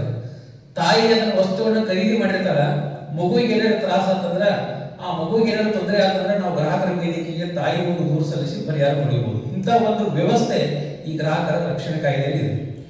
ಈ ಗ್ರಾಹಕರ ಹಿತರಕ್ಷಣೆ ಕಾಯ್ದೆ 1986ರಲ್ಲಿ ಕನ್ಸ್ಯೂಮರ್ ಪ್ರೊಟೆಕ್ಷನ್ ಆಕ್ಟ್ ಅಂತೇಳಿ ಜಾರಿಗೆ ತಂದ್ರು. ಈ ಕನ್ಸ್ಯೂಮರ್ ಪ್ರೊಟೆಕ್ಷನ್ ಆಕ್ಟ್ ಏನ್ ಹೇಳ್ತದ ಅಂತಂದ್ರೆ, ಕೊಳ್ಳುವ ಮತ್ತು ಮಾರುವ ನಡುವಿನ ಈ ಚಟುವಟಿಕೆ ಐತಲ್ಲ, ಮಾರುವವನಿಗೆ ಮತ್ತು ಕೊಳ್ಳುವವನಿಗೆ ಜವಾಬ್ದಾರಿಗಳೇನು, ಯಾವುದೇ ಒಂದು ವಸ್ತುವನ್ನ ಖರೀದಿ ಮಾಡಿದಾಗ, ಯಾವುದೇ ಒಂದು ಸೇವೆಯನ್ನ ಪಡೆದುಕೊಂಡಾಗ, ನಮ್ಗೆ ಏನಾದರೂ ತೊಂದರೆ ಆದಾಗ ನಾವು ಹೋಗಿ ಗ್ರಾಹಕರ ಆಯೋಗದಲ್ಲಿ ದೂರು ಸಲ್ಲಿಸಲಿಕ್ಕೆ ಅವಕಾಶಗಳಿದೆ. ಅಂದ್ರೆ ಪ್ರತಿನಿತ್ಯ ನಮ್ಮ ವ್ಯಾವಹಾರಿಕ ಚಟುವಟಿಕೆಗಳಲ್ಲಿ ಇವತ್ತಿನ ದಿನ ಒಬ್ಬ ರೈತ ಕೃಷಿಗೆ ಬೇಕಾದಂತ ಕೃಷಿ ಬೀಜಗಳನ್ನ ಖರೀದಿ ಮಾಡಿರ್ತಾನ, ರಾಸಾಯನಿಕ ವಸ್ತುಗಳನ್ನ ಖರೀದಿ ಮಾಡಿರ್ತಾನ. ಆ ಖರೀದಿ ಮಾಡಿದಂತ ವಸ್ತುಗಳು, ಬೀಜಗಳು ಏನಾದ್ರು ಕಳಪೆ ಮಟ್ಟದಾಗಿದ್ದು ಅಂತಂದ್ರ, ಸರಿಯಾಗಿ ಅದು ಬಿತ್ತಿದ ಮೇಲೆ ಫಲ ಕೊಡ್ಲಿಲ್ಲ ಅಂತಂದ್ರ ಆ ರೈತ ನೇರವಾಗಿ ಜಿಲ್ಲಾ ಗ್ರಾಹಕರ ಆಯೋಗದಲ್ಲಿ ದೂರು ಸಲ್ಲಿಸಿ ಪರಿಹಾರ ಪಡ್ಕೋಬಹುದು ಅಂತಕ್ಕಂಥ ವ್ಯವಸ್ಥೆಯನ್ನ ಈ ಗ್ರಾಹಕರ ವ್ಯವಸ್ಥೆಯಲ್ಲಿ ನಾವು ಕಾಣಬಹುದು. ಇದು ಒಂದು ಸೈಡ್ ಆದ್ರೆ, ಇನ್ನು ಎರಡನೇ ವ್ಯವಹಾರದಲ್ಲಿ ನಾವು ಮಾಡ್ತಕ್ಕಂಥ ವಿಮೆಗಳು, ಪಾಲಿಸಿ ಅಂತಂದ್ರೆ LIC ಪಾಲಿಸಿ ಆಗಿರ್ಬೋದು, SBI ಲೈಫ್ ಪಾಲಿಸಿ ಆಗಿರ್ಬೋದು, ಬೇರೆ ಬೇರೆ ಕಂಪನಿಯಿಂದ ನಾವು ಪಾಲಿಸಿ ಮಾಡಿಸಿರ್ತೀವಿ. ಆ ಪಾಲಿಸಿಗಳಿಗೆ ನಿರ್ದಿಷ್ಟವಾದಂತ ಒಂದು ಅವಧಿ ಇರ್ತದೆ. 5 ವರ್ಷ ಇರ್ಬೋದು, 8 ವರ್ಷ ಇರ್ಬೋದು, 10 ವರ್ಷ ಇರ್ಬೋದು, 20 ವರ್ಷ ಇರ್ಬೋದು. ಆ ಪಾಲಿಸಿ ಡೇಟ್ ಮುಗಿದ ತಕ್ಷಣ ನಮಗೆ ಪರಿಹಾರ ಸಿಗ್ಬೇಕು. ಒಂದು ವೇಳೆ ಅಂತ ಒಂದು ಅವಧಿ ಒಳಗ ನಮಗೆ ನಿರ್ದಿಷ್ಟವಾದಂತ ಅವಧಿಯೊಳಗೆ ಸಿಗಬೇಕಾದಂತ ಪಾಲಿಸಿ ಮೊತ್ತ ಅವ್ರು ವಿಳಂಬವಾಗಿ ನಮ್ಗೆ ಅನಾವಶ್ಯಕ ತೊಂದರೆ ಕೊಡ್ತಿದ್ರೆ ಕಂಪನಿಯವರು, ಈ ಸಂದರ್ಭದಲ್ಲೂ ಸಹಿತ ನಾವು ಗ್ರಾಹಕರಾಗಿ ಜಿಲ್ಲಾ ಗ್ರಾಹಕರ ಆಯೋಗದಲ್ಲಿ ದೂರು ಸಲ್ಲಿಸಿ 90 ದಿನದ ಒಳಗಾಗಿ ನಾವು ಪರಿಹಾರ ಪಡೆಯಲಿಕ್ಕೆ ಅವಕಾಶ ಇದೆ. ಕನ್ಸ್ಯೂಮರ್ ಪ್ರೊಟೆಕ್ಷನ್ ಆಕ್ಟ್ ದಲ್ಲಿ ಅತ್ಯಂತ ಕಡಿಮೆ ಅವಧಿ ಒಳಗ ತ್ವರಿತವಾಗಿ ಕಡಿಮೆ ಖರ್ಚಿನಲ್ಲಿ ಪರಿಹಾರ ಪಡೆಯಲು ಅವಕಾಶ ಇದೆ. ಈ ಗ್ರಾಹಕರ ವೇದಿಕೆಗೆ ನಾವು ಹೋಗ್ಬೇಕು ಹೌದು, ನೇರವಾಗಿ ನಾವು ಹೋಗ್ಬೋದು. ನಮಗೆ ಅದ್ರ ಬಗ್ಗೆ ಪರಿಜ್ಞಾನ ಇರಲಿಲ್ಲ ಅಂದ್ರೆ ವಕೀಲರ ಸಹಾಯದಿಂದ ಸಹಿತ ನಾವು ಗ್ರಾಹಕರ ವೇದಿಕೆಯಲ್ಲಿ ದೂರು ಸಲ್ಲಿಸಿ ಪರಿಹಾರನ ಪಡೆದುಕೊಳ್ಬಹುದು. ಜಿಲ್ಲೆಯಲ್ಲಿ ಸುಮಾರು ಒಂದು 20 ಲಕ್ಷದವರೆಗೆ ನಮ್ಗೆ ಏನಾದ್ರು ಲಾಸ್ ಆಗಿತ್ತಂದ್ರೆ ನಾವು ಜಿಲ್ಲಾ ಗ್ರಾಹಕರ ಆಯೋಗದಲ್ಲಿ ಪರಿಹಾರ ಪಡಿಬಹುದು. 1 ಕೋಟಿವರೆಗೆ ನಮ್ಗೆ ಏನಾದ್ರು ವ್ಯವಹಾರದಲ್ಲಿ ಲಾಸ್ ಆಗಿತ್ತಂದ್ರೆ ರಾಜ್ಯ ಗ್ರಾಹಕರ ಆಯೋಗದಲ್ಲಿ ಪರಿಹಾರ ಪಡಿಬಹುದು. 1 ಕೋಟಿಗಿಂತ ಮೇಲ್ಪಟ್ಟು ನಮ್ಗೆ ಏನಾದ್ರು ವ್ಯವಹಾರದಲ್ಲಿ ಲಾಸ್ ಆಗಿತ್ತಂದ್ರೆ ರಾಷ್ಟ್ರೀಯ ಗ್ರಾಹಕರ ಆಯೋಗದಲ್ಲಿ ನಾವು ಪರಿಹಾರನ ಪಡಿಬಹುದು. ಹೀಗೆ 3 ವ್ಯವಸ್ಥೆಯ ಅರೆ ನ್ಯಾಯಾಂಗ ವ್ಯವಸ್ಥೆಯನ್ನು ನಾವು ಈ ಕನ್ಸ್ಯೂಮರ್ ಪ್ರೊಟೆಕ್ಷನ್ ಆಕ್ಟ್ ಒಳಗ ಆಯೋಗದಲ್ಲಿ ಪರಿಹಾರನ ಪಡ್ಕೊಳ್ಳಿಕ್ಕೆ ಅವಕಾಶ ಇದೆ. ಆಮೇಲೆ ಗ್ರಾಹಕರ ಬರ್ತಕ್ಕಂಥ ಒಂದು ವ್ಯವಸ್ಥೆಯಲ್ಲಿ ಅಂಚೆ ಇಲಾಖೆಯಲ್ಲಿ ಇರತಕ್ಕಂಥ ಸೇವೆಗಳಾಗಿರ್ಬೋದು, ಬ್ಯಾಂಕಿನಿಂದ ಬರ್ತಕ್ಕಂಥ ಸೇವೆಗಳಾಗಿರ್ಬೋದು, ಇಲ್ಲೂ ಸಹಿತ ನಮಗೆ ಏನಾದರೂ ಸೇವೆಗಳಲ್ಲಿ ನ್ಯೂನ್ಯತೆಗಳು ಉಂಟಾದಾಗ ನಾವು ಜಿಲ್ಲಾ ಗ್ರಾಹಕರ ಆಯೋಗಕ್ಕೆ ದೂರು ಸಲ್ಲಿಸಿ ಪರಿಹಾರನ ಪಡೆದುಕೊಳ್ಳಲಿಕ್ಕೆ ಅವಕಾಶವಿದೆ. ಇನ್ನ ಗ್ರಾಹಕರಿಗೆ ಮೋಸ, ವಂಚನೆ ಇವುಗಳನ್ನೆಲ್ಲಗಳನ್ನು ಹೊಡೆದೋಡಿಸಲಿಕ್ಕೆ ಕನ್ಸ್ಯೂಮರ್ ಪ್ರೊಟೆಕ್ಷನ್ ಆಕ್ಟ್ ಅನ್ನ ಜಾರಿ ತಂದರು. ನಾವು ಪ್ರತಿ ವರ್ಷ ಈ ಗ್ರಾಹಕರ ದಿನಾಚರಣೆಗಳನ್ನ 2 ಸಲ ಮಾಡ್ತೀವಿ. ಒಂದು ಮಾರ್ಚ್ 15 ವಿಶ್ವಕ್ಕೆ ಗ್ರಾಹಕರ ಹಕ್ಕುಗಳನ್ನು ಘೋಷಣೆ ಮಾಡಿದರು. ಅಮೆರಿಕಾದಲ್ಲಿ ಜಾನ್ ಎಫ್ ಕೆನ್ನಡಿ ಅಂತಕ್ಕಂಥ ಅಂದಿನ ಅಧ್ಯಕ್ಷರು ವಿಶ್ವಕ್ಕೆ ಗ್ರಾಹಕರ ಒಂದು ಹಕ್ಕುಗಳನ್ನು ಘೋಷಣೆ ಮಾಡಿದರು. ಆ ಘೋಷಣೆ ಮಾಡಿದ ಪ್ರಯುಕ್ತ ನಾವು ವಿಶ್ವ ಗ್ರಾಹಕರ ದಿನಾಚರಣೆ ಅಂತೇಳಿ ಮಾರ್ಚ್ 15 ಮಾಡ್ತೀವಿ. ಇನ್ನ ನಮ್ಮ ಭಾರತ ದೇಶದಲ್ಲಿ ದೇವದತ್ತ ರಾಜೀವ್ ಗಾಂಧಿ ಅವರು ಪ್ರಧಾನಮಂತ್ರಿ ಆಗಿರುವಂತಹ ಸಂದರ್ಭದಲ್ಲಿ ಲೋಕಸಭೆಯೊಳಗ ಈ ಕನ್ಸ್ಯೂಮರ್ ಪ್ರೊಟೆಕ್ಷನ್ ಆಕ್ಟ್ ಅನ್ನ ಅನುಮೋದನೆ ಮಾಡಿಸಿದ್ರು. ಆ ಒಂದು ಕನ್ಸ್ಯೂಮರ್ ಪ್ರೊಟೆಕ್ಷನ್ ಆಕ್ಟ್ ಅನ್ನ ಜಾರಿಗೆ ತಂದಿದ್ದ ಆ ದಿನದ ಸಭೆ ನೆನಪಿಗೆ ನಾವು ಇವತ್ತು ಡಿಸೆಂಬರ್ 24 ಗ್ರಾಹಕರ ದಿನಾಚರಣೆ ಅಂತೇಳಿ ಆಚರಣೆ ಮಾಡ್ತೀವಿ. ಆಮೇಲೆ ಈ ಗ್ರಾಹಕರ ಪರಿಕಲ್ಪನೆ ಇತ್ತೀಚಿಂದೇನಲ್ಲ. ಯಾವಾಗಂತಂದ್ರ ಕೌಟಿಲ್ಯನ ಅರ್ಥಶಾಸ್ತ್ರದಲ್ಲೂ ಸಹಿತ ಉಲ್ಲೇಖ ಇದೆ. ಅಲ್ಲಿ ಏನಾಗ್ತಿತ್ತಂದ್ರ ಕೌಟಿಲ್ಯ ತನ್ನ ಅರ್ಥಶಾಸ್ತ್ರದಲ್ಲಿ ಒಂದ್ ಕಡೆ ಹೇಳ್ತಾನೆ, ಹಿಂದಿನ ಕಾಲದಲ್ಲಿ ಜನರಿಗೆ ಸಾರ್ವಜನಿಕರೇ ವರ್ತಕರು ಮೋಸ ಮಾಡಿದ್ರೆ ಪನಿಷ್ಮೆಂಟ್ ಕೊಡ್ತಿದ್ರು.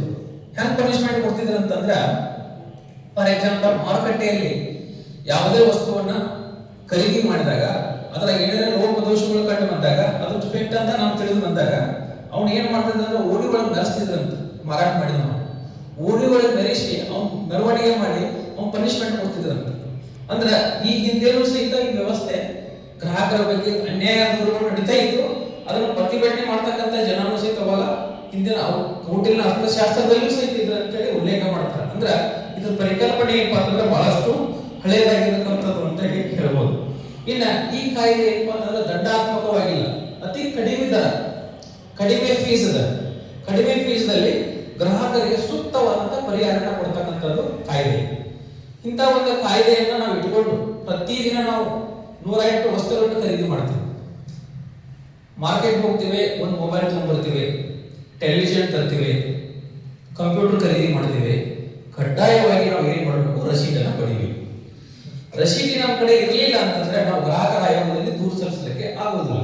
ಅದಕ್ಕೆ ಇವನ್ ಒಂದು ಯಾವುದೇ ಒಂದು ಸಣ್ಣ ವಸ್ತುವನ್ನ ಖರೀದಿ ಮಾಡಿದ್ರು, ಎಲ್ಲೇ ಹೋಗಿ ಮಾರ್ಕೆಟ್ ಅಲ್ಲಿ ಖರೀದಿ ಮಾಡಿದ್ರು, ಕಡ್ಡಾಯವಾಗಿ ನಾವು ರಸೀದಿನ ಕೇಳಿ ಪಡಿಬೇಕು. ಆ ರಸೀದಿ ನಮ್ಮ ಕಡೆ ಇತ್ತಂದ್ರೆ ನಾವು ಅದಕ್ಕೆ ಮಹಾತ್ಮ ಗಾಂಧೀಜಿಯವರು ಗ್ರಾಹಕರೇ ದೇವರು, ಗ್ರಾಹಕರೇ ರಾಜರು ಅಂತೇಳಿ ಕರೀತಾರೆ. ಅಂದ್ರೆ ಇಂಥ ಒಂದು ಗ್ರಾಹಕರ ವ್ಯವಸ್ಥೆ ಒಳಗ ಕಾನೂನಿನಲ್ಲಿ ಸಾಕಷ್ಟು ಅವಕಾಶಗಳನ್ನು ಕೊಟ್ಟಿದೆ. ಬಟ್ ಆದ್ರ ಈ ಗ್ರಾಹಕರ ಬಗ್ಗೆ ಅರ್ಥ ಮಾಡ್ಕೋಬೇಕು, ಇದರ ಶಿಕ್ಷಣ ಪಡ್ಕೋಬೇಕು ಅನ್ನೋದು ಸಹಿತ ಗ್ರಾಹಕನ ಜವಾಬ್ದಾರಿ ಆಗಿರ್ತದೆ. ಇಂಥ ಒಂದು ಗ್ರಾಹಕರ ಆಯೋಗಗಳಲ್ಲಿ ನಾವು ಪ್ರತಿಯೊಬ್ಬರು ನಾವು ಗ್ರಾಹಕರು, ನಮ್ಮ ಹಕ್ಕುಗಳೇನು, ನಮ್ಮ ಜವಾಬ್ದಾರಿಗಳೇನು, ಮತ್ತು ನಮಗೆ ಯಾವಾಗ ಅನ್ಯಾಯ ಆಗ್ತಿತ್ತಲ್ಲ ನಾವು ಪ್ರಶ್ನೆ ಮಾಡಬೇಕು. ಪ್ರಶ್ನೆ ಮಾಡಿ ಅದಕ್ಕೆ ನಾವು ಪರಿಹಾರ ಪಡ್ಕೊಳ್ಳಿಕ್ಕೆ ಈ ಕಾನೂನಿನಲ್ಲಿ ಅವಕಾಶ ಇದೆ. ಇನ್ನ ಈ ದೂರನ್ನ ನಾವು ಯಾವಾಗ ಕಂಪ್ಲೇಂಟ್ ಮಾಡಬಹುದು, ನಮ್ಗೆ ಎಲ್ಲಿ ಘಟನೆ ನಡೆದಿರ್ತೈತಲ್ಲ, ಈ ನಾವೆಲ್ಲಿ ಫಾರ್ ಎಕ್ಸಾಂಪಲ್ ಬಾಗಲಕೋಟೆ ಒಳಗೆ ನಾವು ಎಲ್ಲೋ ಮಾರ್ಕೆಟ್ ಅಲ್ಲಿ ನಾವು ಒಂದು ವಸ್ತುವನ್ನು ಖರೀದಿ ಮಾಡುವಾಗ ನಮ್ಗೆ ಅನ್ಯಾಯ ಇರ್ತದೆ. ಇಂಥ ಒಂದು ಅನ್ಯಾಯ ಆದಂತ ಘಟನೆ 2 ವರ್ಷದ ಒಳಗಡೆ ಇತ್ತಂತಂದ್ರೆ ನಾವು ಹೋಗಿ ಜಿಲ್ಲಾ ಗ್ರಾಹಕರ ಆಯೋಗದಲ್ಲಿ ದೂರು ಸಲ್ಲಿಸಲಿಕ್ಕೆ ಅವಕಾಶ ಇದೆ. ಅಂದ್ರೆ ಪ್ರತಿಯೊಂದು ಸಹಿತ ನಾವು ಇಲ್ಲಿ ರಸೀದಿಗಳನ್ನ ಇಟ್ಟುಕೊಂಡಿರ್ಬೇಕು, ಅದರ ಬಗ್ಗೆ ಪರಿಜ್ಞಾನ ಇರಬೇಕು, ವಸ್ತು ಖರೀದಿ ಮಾಡುವಾಗ ನಾವು ಪ್ರಶ್ನೆ ಮಾಡಬೇಕು.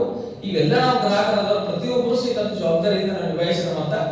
ಎಲ್ಲಿವರೆಗೆ ಮೋಸ ಮಾಡೋದಲ್ಲ, ಎಲ್ಲಿವರೆಗೆ ನಾವು ಪ್ರಶ್ನೆ ಕೇಳೋದಿಲ್ಲ, ಅಲ್ಲಿ ತನಕ ಜನ ನಮ್ಗೆ ಮೋಸ ಮಾಡ್ತಿರ್ತಾರೆ. ನಾವು ಯಾವಾಗ ಪ್ರಶ್ನೆ ಮಾಡಿ ಎದುರು ಅವರಿಗೆ ಇಡ್ತೀವಲ್ಲ ಅವಾಗ ಅದು ಮೋಸ ಮಾಡೋ ಸಂಖ್ಯೆ ಕಡಿಮೆ ಆಗ್ತದೆ. ಅದಕ್ಕೆ ಎದ್ದೇಳಿ ಗ್ರಾಹಕರೇ ಎದ್ದೇಳಿ, ಎಚ್ಚರ ಗ್ರಾಹಕ ಎಚ್ಚರ ಅಂತ ಕೇಂದ್ರ ಸರ್ಕಾರ ಸ್ಲೋಗನ್ ಅನ್ನ ಮಾಡ್ತದೆ.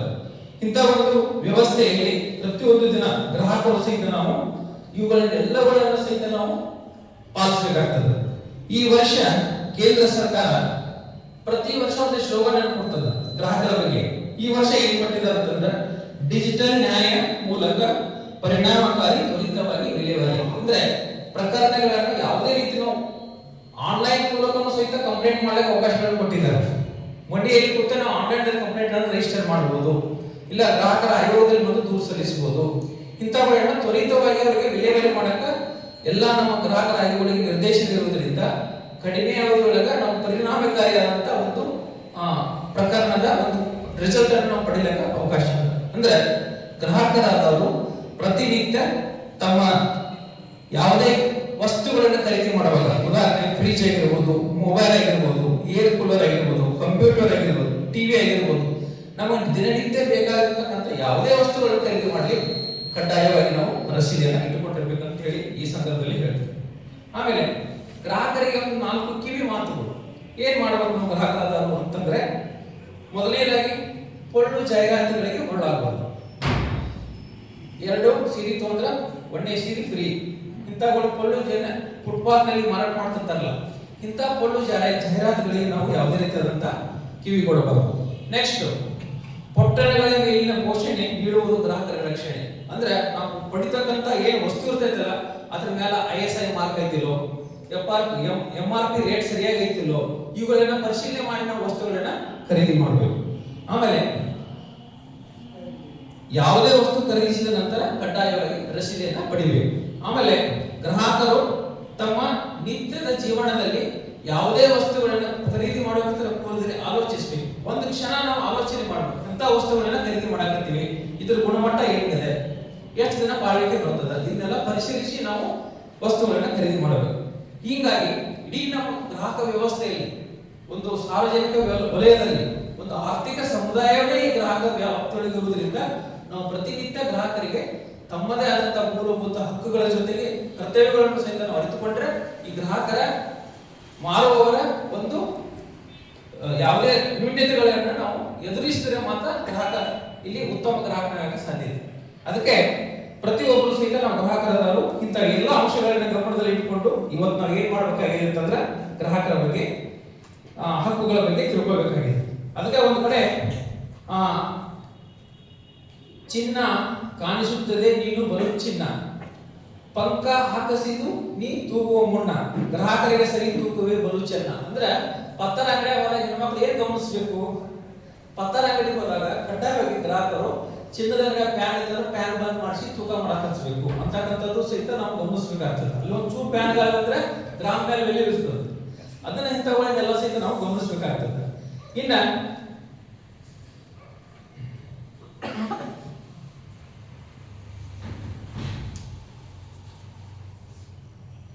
ಶೆಟ್ಟಿಯ ಮೋಸ ಅಂಗಡಿಯಲ್ಲಿ, ವಕೀಲನ ಮೋಸ ಕೋರ್ಟಿನಲ್ಲಿ, ವೈದ್ಯನ ಮೋಸ ಆಸ್ಪತ್ರೆಯಲ್ಲಿ, ಅಧಿಕಾರಿಗಳ ಮೋಸ ಕಚೇರಿಯಲ್ಲಿ, ಪೂಜಾರಿಯ ಮೋಸ ಗುಡಿಗಳಲ್ಲಿ, ಅತನೀಶ ಈ ಮೋಸದ ಮೊಸಳೆಗಳ ಕಲಿತನದಲ್ಲಿ, ನಂಬಿಕೆಗೆ ನಿಯತ್ತಿಯಲ್ಲಿ ಬೆಲೆಯಲ್ಲಿ ಅಂತೇಳಿ ಒಬ್ಬರು ವಚನಕಾರರ ವಚನ ತಮ್ಮ ಮುಂದೆ ಯಾಕೆ ಪ್ರಸ್ತುತಪಡಿಸ್ತೀನಿ ಅಂತಂದ್ರೆ, ನಮ್ಗೆ ಎಲ್ಲೆಲ್ಲಿ ಅನ್ಯಾಯ ಆಗತ್ತಿಲ್ಲ ನಾವು ಅದನ್ನ ನೋಡ್ಕೊಂಡು ವ್ಯವಹಾರಗಳನ್ನ ಮಾಡ್ಬೇಕಂತಕ್ಕಂಥದ್ದು ಮಾತಿನ ತಾತ್ಪರ್ಯ ಅಷ್ಟೇ. ಅದಕ್ಕೆ ಫೋನಿನಲ್ಲಿ ಮಾತನಾಡುವಾಗ ನಮ್ಮ ಲಕ್ಷ್ಯ ವೇದಿಕೆ ಮೇಲೆ ಇರಬೇಕು, ಫೋನಿನಲ್ಲಿ ಮಾತನಾಡುವಾಗ ಲಕ್ಷ್ಯ ಬಿಲ್ ಮೇಲಿರಲಿ, ವಾಹನವನ್ನು ನಡೆಸುವಾಗ ನಮ್ಮ ಲಕ್ಷ್ಯ ದಾರಿಯ ಮೇಲಿರಲಿ, ಸಮಾರಂಭದಲ್ಲಿ ಕುಳಿತಾಗ ನಮ್ಮ ಲಕ್ಷ್ಯ ವೇದಿಕೆ ಮೇಲಿರಲಿ, ಪುಸ್ತಕವನ್ನು ಓದುವಾಗ ನಮ್ಮ ಲಕ್ಷ್ಯ ಅಕ್ಷರ ಮೇಲಿರಲಿ, ಪೂಜೆಯ ಮಾಡುವಾಗ ನಮ್ಮ ಲಕ್ಷ್ಯ ದೇವರ ಮೇಲಿರಲಿ.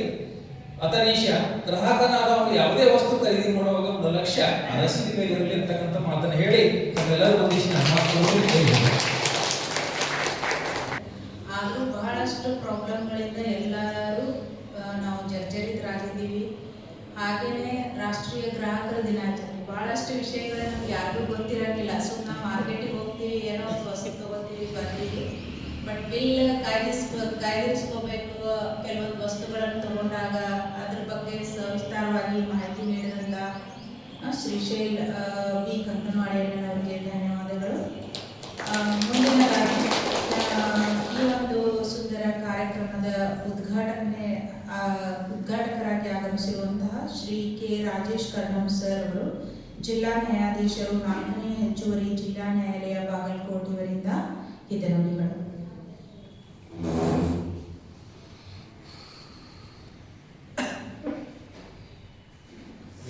ಉಪಸ್ಥಿತರಿರುವಂಥ ಇಲ್ಲಿ ಬಸಾಪುರ ಅವರೇ ಹಾಗೂ ಶ್ರೀ ವೆಂಕಟರಮಣಿ ಅವರೇ ಹಾಗೂ ಹಿರಿಯ ರೈತ ಬಂಧುಗಳೇ ಹಾಗೂ ಇಲ್ಲಿ ನೆರೆದಿರುವಂತಹ ಎಲ್ಲ ಸಾರ್ವಜನಿಕರು, ಮೊದಲನೇದಾಗಿ ಹೇಳಬೇಕಂದ್ರೆ ನಾನು ಯಾವುದೇ ತಯಾರಿಯನ್ನು ಮಾಡ್ಕೊಂಡು ಬಂದಿಲ್ಲ. ಯಾಕೆಂದರೆ ಇಲ್ಲಿ ನಾನು ಇಬ್ಬರ ಮಾತನ್ನ ಕೇಳಿದಂಥ ದಿಗ್ಗಜರ ಮಧ್ಯದಲ್ಲಿ ನಾನು ಸಾಮಾನ್ಯನಾಗಿ ಬಂದಿದ್ದೇನೆ. ಇನ್ನೊಂದು ನಿಮಗೆ ಗೊತ್ತಿದೆ, ನ್ಯಾಯಾಧೀಶರು ಅಂದರೆ ಮಾತಾಡಬಾರ್ದು, ಕೇಳಬೇಕು. ಹಾಗಾಗಿ ನಾನು ಕೇಳೋದಕ್ಕಾಗಿ ಬಂದಿದ್ದೇನೆ. ಬಹಳ ಖುಷಿ ಆಯಿತು ನನಗೆ ಇಲ್ಲಿ ಬಂದಿದ್ದು. ಮೊದಲನೇದಾಗಿ ಈ ಒಂದು ವಾತಾವರಣ ಬಹಳ ಚೆನ್ನಾಗಿದೆ. ಅದರ ಜೊತೆಗೆ ನೀವುಗಳು ತಮ್ಮ ಅಮೂಲ್ಯವಾದ ಸಮಯವನ್ನು ಕೊಟ್ಟು ಇಲ್ಲಿ ಅಂದರೆ ನಿಮ್ಮ ದಿನನಿತ್ಯದ ಜೊತೆಗೆ ಈ ಕಾರ್ಯಕ್ರಮದಲ್ಲಿ ಭಾಗವಹಿಸಿ ಮನಸ್ಸಿಟ್ಟು ಈ ಗ್ರಾಹಕರ ದಿನಾಚರಣೆಯದು ಹಾಗೂ ರೈತರ ದಿನಾಚರಣೆಯ ವಿಶೇಷತೆಗಳನ್ನು ಕೇಳಿಕೊಂಡು ಅಷ್ಟಕ್ಕೆ ನಿಜವಾಗ್ಲೂ ಇವುಗಳನ್ನು ತಮ್ಮ ಜೀವನದಲ್ಲಿ ಕೂಡ ಅಳವಡಿಸಿಕೊಳ್ಬೇಕು. ಯಾಕೆಂದರೆ ನಾವು ಬಹಳಷ್ಟು ಸಂದರ್ಭದಲ್ಲಿ ನೋಡ್ತೇವೆ, ಒಂದು ಕಾರ್ಯಕ್ರಮ ಆದಾಗ, ಭಾಷಣ ಆದಾಗ ಅಲ್ಲಿ ಕೇಳಿದಾಗ ಬಹಳ ಚೆನ್ನಾಗಿದೆ ಅಂತೇವೆ, ಆಮೇಲೆ ಮರೆತು ಬಿಡ್ತೇವೆ.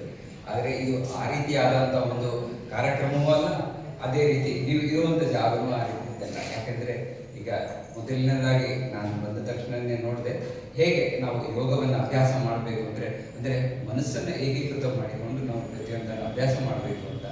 ಅದೇ ರೀತಿಯಾಗಿ ನೀವುಗಳು ಈ ರೀತಿ ಇನ್ನು ಗ್ರಾಹಕರಿಗೆ ಯಾವ ರೀತಿ ತೊಂದರೆ ಆಗುತ್ತೆ ಅನ್ನೋದನ್ನು ತಿಳಿಸಿದ್ದಾರೆ. ಆದರೆ ರಕ್ಷಣೆಗಳು ಯಾವ ರೀತಿ ಇದೆ ಅನ್ನೋಂಥದ್ದು ಒಂದು ಗ್ರಾಹಕ ವೇದಿಕೆ ಒಂದೇ ಮಾಡಿದ್ದಾರೆ ಅಂತಲ್ಲ. ಈಗ ಸರ್ಕಾರ ಕೂಡ ಈಗ ಆನ್ಲೈನ್ ಅಂತ ಹೇಳಿದರು. ಈಗ ಬ್ಯಾಂಕು, ಇನ್ಶೂರೆನ್ಸ್ ಯಾವುದೇ ಇರಲಿ, ಅಂದರೆ ನಿಮ್ಮ ಹಣ ನೀವು ಇನ್ವೆಸ್ಟ್ ಮಾಡಿರ್ತೀರಿ, ಅದು ನಿಮ್ಮ ಸಮಯಕ್ಕೆ ಸರಿಯಾಗಿ ಬರಲಿಲ್ಲ ಅಂತಂದರೆ ನಿಮಗೆ ಬ್ಯಾಂಕಿಗೆ ಸಂಬಂಧಪಟ್ಟಂತೆ ಓಂಬಡ್ಸ್ಮ್ಯಾನ್ ಅಂತ ಮಾಡಿದ್ದಾರೆ. RBI ನವರು ನಿಮಗೆ ಗೊತ್ತಿದೆ, ನ್ಯೂಸಲ್ಲಿ ಪ್ರತಿಯೊಂದರಲ್ಲಿ ಅಡ್ವರ್ಟೈಸ್ಮೆಂಟ್ ಕೊಡ್ತಾರೆ, ಓಂಬಡ್ಸ್ಮ್ಯಾನ್ಗೆ RBIಗೆ ನೀವು ದೂರನ್ನು ಕೊಡಬಹುದು ಅಂತೇಳಿ. ಆ ರೀತಿ ಒಂದು ಭಾಗ ಇದೆ. ಅದೇ ರೀತಿ ಇನ್ಶೂರೆನ್ಸ್ ಕೂಡ ಓಂಬಡ್ಸ್ಮ್ಯಾನ್ ಅನ್ನುವಂಥದ್ದಿದೆ. ಅಂದರೆ ನಾವು ಪ್ರತಿಯೊಂದು ಕಡೆ ಹೋಗಿ ನಾವು ಅಲ್ಲಿ ಕಾನೂನಿನ ರೀತಿಯಲ್ಲಿ ಅಂದರೆ ನ್ಯಾಯಾಲಯದಲ್ಲಿ ಸಿವಿಲ್ ದಾವೆ, ಕ್ರಿಮಿನಲ್ ದಾವೆಗಳ ರೀತಿಯಲ್ಲಿ ನಾವು ಹೋರಾಟ ಮಾಡಬೇಕು ಅನ್ನುವಂಥದ್ದಿಲ್ಲ. ಈಗ ಸುಲಭ ಸರಳೀಕರಣ ಮಾಡಿದ್ದಾರೆ. ಅದೇ ರೀತಿಯಾಗಿ ನಮ್ಮ ಗ್ರಾಹಕರ ವೇದಿಕೆಗೆ ಅಂದರೆ ಪರಿಹಾರ ವೇದಿಕೆಗೆ ಅಧ್ಯಕ್ಷರಾಗಿ ಕೂಡ ಬಸವಾಪುರ ಸಾಹೇಬರು ಕಾರ್ಯವನ್ನು ಕೂಡ ಮಾಡಿದ್ದಾರೆ. ಹಾಗಾಗಿ ಅವರು ಈ ರೀತಿ ಸಂದರ್ಭದಲ್ಲಿ ತಮಗೆ ಆ ವಿಚಾರಗಳನ್ನು ಹೇಳೋದು ಬಹಳ ಪ್ರಸ್ತುತವಾಗುತ್ತೆ. ಅದೇ ರೀತಿಯಾಗಿ ರೈತರಿಗೆ ಸಂಬಂಧಪಟ್ಟಂತೆ ಯಾವ ರೀತಿ ನಾವು ರೈತರನ್ನ ವಿಶೇಷವಾಗಿ ಗೌರವಿಸ್ಬೋದು ಅಂತಂದರೆ, ಈಗ ನೀವು ಮೊನ್ನೆ ನೋಡಿದ್ರಿ, ನಿಮ್ಮ ಅಂದರೆ ಮಿನಿಮಮ್ ಪ್ರೈಸನ್ನು ನಮಗೆ ಕೊಡಿ ಅಂತೇಳಿ ಸರ್ಕಾರವನ್ನು ಕೇಳಿದರೆ ಅದರಲ್ಲಿ ಸರ್ಕಾರ ನೇರವಾಗಿ ಯಾವುದೇ ಹಣವನ್ನು ಕೊಡುವುದಿಲ್ಲ. ಅಂದರೆ ಅದು ಸರ್ಕಾರ ಫೆಸಿಲಿಟೇಟ್ ಮಾಡ್ತಾ ಇತ್ತು. ಅಂದರೆ ಶುಗರ್ ಫ್ಯಾಕ್ಟರಿಗಳ ಮಧ್ಯೆ ರೈತರ ಮಧ್ಯೆ ಹಣವನ್ನು ಕೊಡಿಸೋದಕ್ಕೆ ಫೆಸಿಲಿಟೇಟ್ ಮಾಡ್ತಾ ಇತ್ತು. ಆದರೆ ಒಂದು ನಾವು ಕೇಳೋ ರೀತಿಯಲ್ಲಿ ಕೂಡ ಬಹಳಷ್ಟು ವ್ಯತ್ಯಾಸಗಳಾಗುತ್ತೆ. ಯಾರು ಏನು ಅರ್ಥ ಮಾಡ್ಕೊಳ್ತಾರೆ ಗೊತ್ತಾಗೋದಿಲ್ಲ. ಹಾಗೆ ರೈತರು ಕೇಳಿದ್ದನ್ನು ಸಹಜವಾಗಿ ಸರ್ಕಾರ ಒಪ್ಪುವಂಥದ್ದು, ಸರ್ಕಾರ ಅವ್ರ ಜೊತೆಗೆ ನಿಲ್ಲಬೇಕು. ಆ ರೀತಿ ಅಭಿಲಾಷೆಗಳ ರೈತರಿಗಿರುತ್ತೆ. ಅದೇ ರೀತಿಯಾಗಿ ನೋಡಿ, ಅವರು ಹೇಳಿದರು, ಶ್ರೀಶೈಲ್ ಅವರು ಹೇಳಿದರು, ರೈತರು ಒಂದು ದಿನ ಕೆಲಸ ಮಾಡದಿದ್ರೆ ಎಷ್ಟು ತೊಂದರೆ ಆಗುತ್ತೆ ಅಂತ. ಆ ರೀತಿಯಾಗಿ ನೀವುಗಳು ತಮ್ಮ ಪ್ರತಿಯೊಂದು ಅಂದರೆ ಜೀವಮಾನವನ್ನೇ ಅದಕ್ಕಾಗಿ ದುಡಿದು ನೀವು ಇದು ಮಾಡಿರ್ತೀರಿ. ಅದಕ್ಕೆ ಸೂಕ್ತವಾದ ಬೆಲೆ ಸಿಗಬೇಕು ಅಂತಂದರೆ ಈಗ ಸರ್ಕಾರದಿಂದ ಹಿಡಿದು ಪ್ರತಿಯೊಬ್ಬರು ಅಂದರೆ ಕೇಂದ್ರ ಸರ್ಕಾರದಿಂದ, ರಾಜ್ಯ ಸರ್ಕಾರದಿಂದ ಅವ್ರಿಗೆ ಮಿನಿಮಮ್ ಪ್ರೈಸ್ ಅಂತ ಅಂದರೆ ಅವ್ರಿಗೆ ಅನ್ಯಾಯ ಆಗದೇ ಇರಲಿ ಅಂತ ಆ ರೀತಿ ಒಂದು ವ್ಯವಸ್ಥೆಯನ್ನು ಮಾಡಿದ್ದಾರೆ. ಜೊತೆಗೆ ಹೊಸ ರೈತರಿಗೆ ರಕ್ಷಣೆಗಾಗಿ ಕಾಯ್ದೆಯನ್ನು ಕೂಡ ತಂದಿದ್ದಾರೆ. ಹಾಗಾಗಿ ಇವುಗಳನ್ನು ಕೂಡ ಅವ್ರು ಹೇಳಿದಂತೆ ಗ್ರಾಹಕರ ವೇದಿಕೆಯಲ್ಲಿ ಕೂಡ ನೀವು ಪ್ರಶ್ನೆಗಳನ್ನು ಮಾಡೋದಕ್ಕೆ ಅವಕಾಶವನ್ನು ಕಲ್ಪಿಸಿಕೊಟ್ಟಿದ್ದಾರೆ. ಇನ್ನೊಂದೇನೆಂದರೆ ನ್ಯಾಯಾಲಯದಲ್ಲಿ ಕೂಡ ಬಹಳಷ್ಟು ಬದಲಾವಣೆಗಳು ಆಗಿದೆ. ಮೊದಲು ಅಂತಂದರೆ ನೀವು ಹೋದರೆ ವಕೀಲರು ಮಾತಾಡ್ತಾರೆ, ನೀವು ಸುಮ್ಮನಿರ್ರಿ, ನೀವು ಮಾತಾಡಬಾರ್ದು ಅಂತ ಹೇಳ್ತಾ ಇದ್ದಾರೆ. ಈಗ ಹಾಗಿಲ್ಲ. ಏನು ಕಕ್ಷಿದಾರರು ಬರ್ತಾರೆ ಅವರಿಗೆ ಏನು ಮಾತಾಡಬೇಕು ಅನ್ನೋದು ಗೊತ್ತಾಗೋದಿಲ್ಲ. ಹಾಗಾಗಿ ಅವ್ರಿಗೆ ತಿಳಿದಿದ್ದು ಮಾತಾಡೋದಕ್ಕೆಲ್ಲ ಅವರು ಅಹವಾಲನ್ನು ಹೇಳ್ಕೊಳ್ಳೋದಕ್ಕೆ ಅವಕಾಶವನ್ನು ಕಲ್ಪಿಸಿದ್ದಾರೆ. ಹಾಗಾಗಿ ಈಗ ಮೂಲತಃ ಸಿವಿಲ್ ಆಗಲಿ, ಸಿವಿಲ್ ಕೇಸ್ಗಳಲ್ಲಾಗಲಿ, ಕ್ರಿಮಿನಲ್ ಕೇಸ್ಗಳಲ್ಲೂ ಹೌದು, ಯಾವುದೇ ಒಬ್ಬ ಆರೋಪಿ ಬಂದ ತಕ್ಷಣವೇ ಆತನಿಗೆ ಮಾತಾಡೋದಕ್ಕಿಂತಲೇ ಅವಕಾಶ ಕೊಡುವಂಥ ಒಂದು ಕಲ್ಪನೆ ಮಾಡಿದ್ದಾರೆ. ಅದೇ ರೀತಿಯಾಗಿ ಸಿವಿಲ್ ದಾವೆಗಳಲ್ಲಿ ಕೂಡ ನೀವು ಕೋರ್ಟ್ಗಳ ಮುಂದೆ ಹೋಗ್ತಾರೆ ಮೊದಲು ನಿಮಗೆ ಮೀಡಿಯೇಷನ್ ಅಥವಾ ಮಾತನಾಡೋದಕ್ಕೆ ಅವಕಾಶವನ್ನು ಕಲ್ಪಿಸಿದ್ದಾರೆ. ಹಾಗಾಗಿ ಕಾನೂನುಗಳು ಕೂಡ ಜನಗಳಿಗೆ ಅವಶ್ಯಕತೆಗೆ ಅನುಗುಣವಾಗಿ ಬದಲಾಗ್ತಾ ಇದೆ. ಆದರೆ ನೀವು ಅಭ್ಯಾಸ ಮಾಡುವಂಥ ಯೋಗ ಬದಲಾಗೋದಿಲ್ಲ. ಆ ಯೋಗವನ್ನು ನೀವು ಹೇಗೆ ಅಭ್ಯಾಸ ಮಾಡ್ತೀರಿ ಆ ರೀತಿ ಪ್ರಪಂಚದಲ್ಲಿ ಒಳ್ಳೆಯದಾಗುತ್ತೆ. ಈಗ ನಾನು ಪ್ರಸ್ತುತವಾಗಿ ಹೇಳಬೇಕು ಅಂದರೆ ನೀವುಗಳು ಎಷ್ಟು ಶುಭ್ರವಾಗಿ ನಿಮ್ಮ ಇದನ್ನು ಅಂದರೆ ದಿನನಿತ್ಯದ ಇವುಗಳನ್ನೆಲ್ಲ ಮುಗಿಸ್ಕೊಂಡು ಬಂದು ಇಲ್ಲಿ ಯೋಗವನ್ನು ಅಭ್ಯಾಸ ಮಾಡೋದಕ್ಕೆ ಬರ್ತೀರಿ. ಇಲ್ಲಿ ಯಾಕೆ ಅಭ್ಯಾಸ ಮಾಡ್ತೀರಿ ಅಂದರೆ ಇದು ನೀವು ನೆಕ್ಸ್ಟ್ ಕರ್ಮಭೂಮಿ, ಅಂದರೆ ಇಡೀ ಪ್ರಪಂಚಕ್ಕೆ ಒಳ್ಳೇದಾಗಬೇಕು ಅನ್ನೋದಕ್ಕಾಗಿ ನೀವು ಒಂದು ಕಡೆ ಸೇರ್ತೀರಿ. ಅಂದರೆ ಇಲ್ಲಿ ವಿಚಾರಧಾರೆಗಳನ್ನು ನಿಮಗೆ ನೀಡಿದಾಗ ಅವುಗಳ ಪಾವಿತ್ರ್ಯತೆಯನ್ನು ನೀವು ಕಾಪಾಡಿಕೊಂಡು ಮುಂದೆ 4 ಜನಕ್ಕೆ ಉಪಯೋಗ ಆಗೋ ರೀತಿ ಸಮಾಜದಲ್ಲಿ ಮಾಡ್ತೀರಿ ಅನ್ನುವಂಥ ಒಂದು ಅಭಿಲಾಷೆ. ಅದೇ ರೀತಿಯಾಗಿ ನಿಮ್ಮ ಈ ಸಾಧನೆಗೆ ನನ್ನ ಹೃತ್ಪೂರ್ವಕ ವಂದನೆಗಳು. ಜೊತೆಗೆ ಈ ರೀತಿಯ ಅವಕಾಶ ಕಲ್ಪಿಸಿಕೊಟ್ಟಿದ್ದಕ್ಕೆ ನಿಮ್ಮೆಲ್ಲರಿಗೂ ಧನ್ಯವಾದಗಳು. ಉದ್ಘಾಟಕರಾಗಿ ರಾಷ್ಟ್ರೀಯ ರೈತ ದಿನಾಚರಣೆ, ರೈತನ ಒಂದು ಮಹತ್ವಕ್ಕೆ ಹಾಗೂ ಗ್ರಾಹಕರು ಯಾವ ರೀತಿಯಾಗಿ ನಾವು ಇರಬೇಕು, ಯಾವ ರೀತಿಯಾಗಿ ವ್ಯವಹರಿಸಬೇಕು ಅನ್ನೋದ್ರ ಬಗ್ಗೆ ತಿಳಿಸ್ಕೊಟ್ಟಂತಹ ಶ್ರೀ ಕೆ ರಾಜೇಶ್ ಕರ್ನಂ ಸರ್ ಅವರಿಗೆ ಧನ್ಯವಾದಗಳು. ಮುಂದಿನದಾಗಿ ರೈತರಾಗಿರುವಂತಹ ಶ್ರೀ ಬಳಗಾನೂರು ಅಣ್ಣವರಿಂದ ಒಂದೆರಡು ರೈತರ ಕುರಿತು